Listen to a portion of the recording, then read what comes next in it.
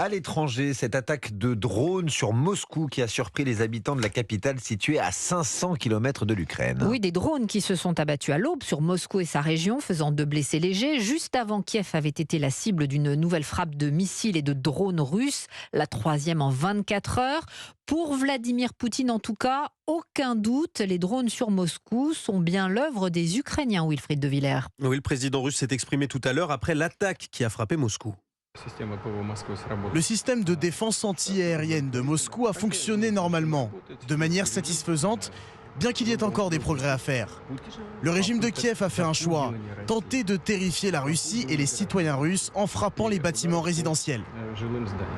C'est la première fois qu'une attaque d'une telle ampleur est lancée contre Moscou. Pour Vladimir Poutine, c'est très clair, il s'agit bien de représailles après ces frappes russes contre le quartier général des services de renseignement militaire ukrainiens à Kiev. C'était hier. Mais voilà, l'Ukraine dément toute implication dans les frappes qui ont visé Moscou à l'aube. Pour le spécialiste des questions militaires liées à l'aviation, Xavier Titelman, l'implication de Kiev est incertaine. Par le passé, quand il y avait une attaque qui était évidemment de leur part, par exemple le raid des hélicoptères sur Belgorod, ils n'avaient rien dit. C'est-à-dire qu'ils avaient laissé dire, voilà, on ne sait pas. Par contre, quand ils disaient c'est pas nous, a priori, ce n'était pas eux. Les attaques sur le Kremlin, ils ont dit c'est pas nous.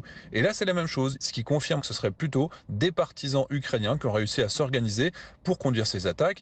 Une attaque possiblement indépendante, donc, et Xavier Titelman précise que les drones utilisés, les Beaver, Castor en français, sont eux aussi de fabrication civile, transformés pour un usage militaire. Wilfried de Villers.